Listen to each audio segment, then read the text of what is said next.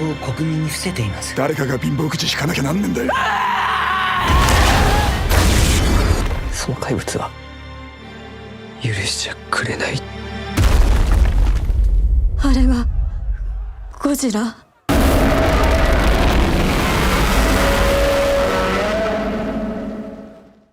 Godzilla Minus One is directed by Takashi Yamazaki and marks the 33rd Godzilla film made by TOHO. Set in post-World War II Japan, the country reaches its lowest point when a giant monster born from the power of the atomic bomb emerges. The monster in question? Godzilla. I love Godzilla. He's awesome, and he's been one of my favorite characters in all of fiction since as far back as I can remember. It doesn't matter if I'm watching an over-the-top MonsterVerse film or an intriguing commentary on the Japanese government. If Godzilla's in it, I know I'm going to have a good time. I was already excited for this film when I heard about it, but the word of mouth for it has been something else. Something that I think was better than anyone could have possibly imagined. I had seen nothing but overwhelming praise going into this film, with some even calling it the best Godzilla film to date, and saying that it may very well top every other blockbuster release this year. So, is Godzilla Minus One really that good? Yes. Definitely. Absolutely.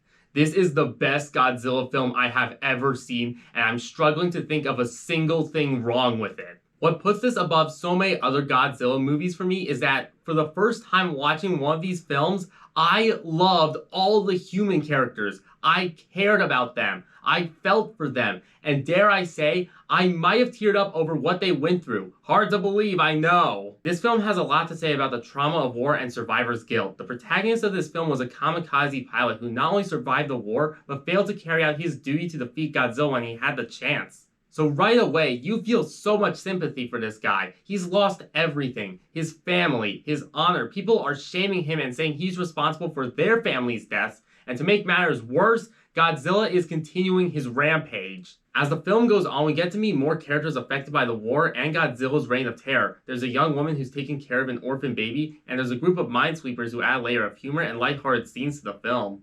And once you've met all these characters, you start to realize that for once, you don't mind not seeing Godzilla for a while in a Godzilla film. The characters are so engaging, they carry the story all on their own, and you're invested in seeing what happens to them. And you can imagine, once Godzilla does show up, that investment makes the weight of his destruction feel all the more impactful.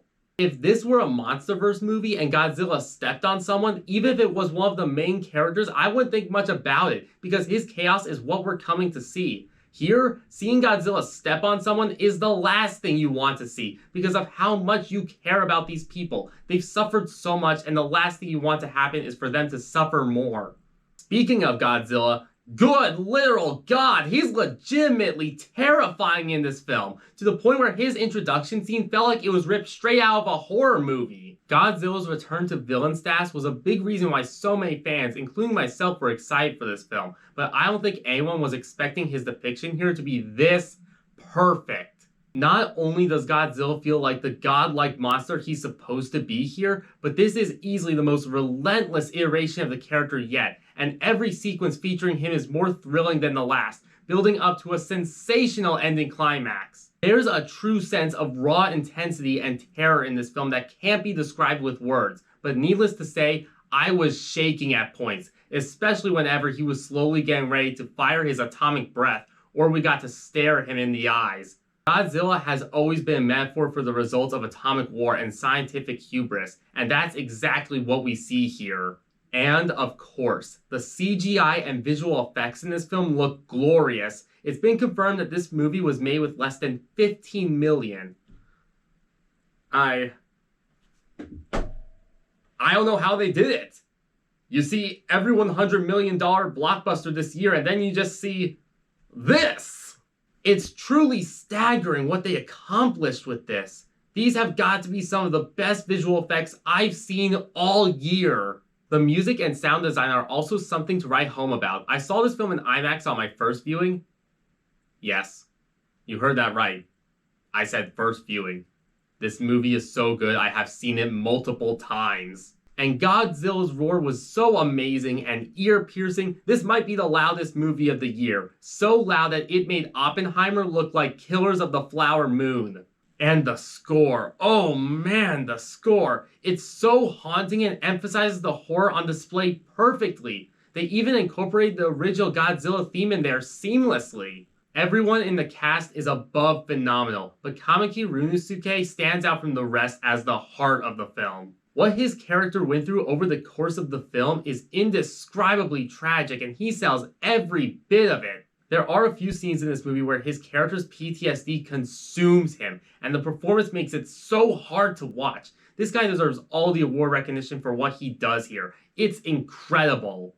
There is one small, very tiny nitpick I have with the film, and that is one plot point in the very last scene that felt a little contrived, to say the least. But once I rewatched the film, I noticed the reason it was there was to set up something for a potential sequel. What it is, I do not know, but there is a small, subtle detail that flew over me that first viewing.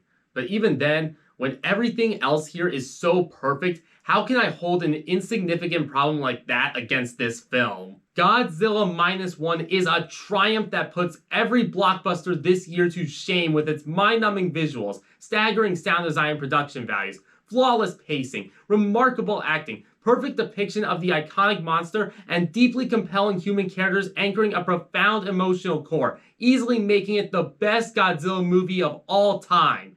Yes, really. Not only is this one of the best Godzilla movies ever made, but it's also one of the best films of the entire year. And even after everything I've said, I still don't think any words will do it justice. At this point, all I can say is please see this film. It deserves all the love in the world for what it managed to accomplish. It must be seen to be believed.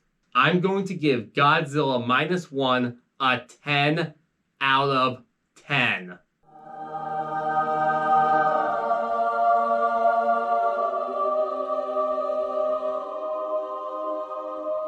So those are my thoughts on Godzilla Minus One. Have you seen the film? If so, feel free to leave your own thoughts in the comments below. Thanks so much for watching. If you like this and you want to see more, be sure to subscribe to the channel. That really helps me out. Remember to like the video and ring the notification bell to be notified for any upcoming reviews.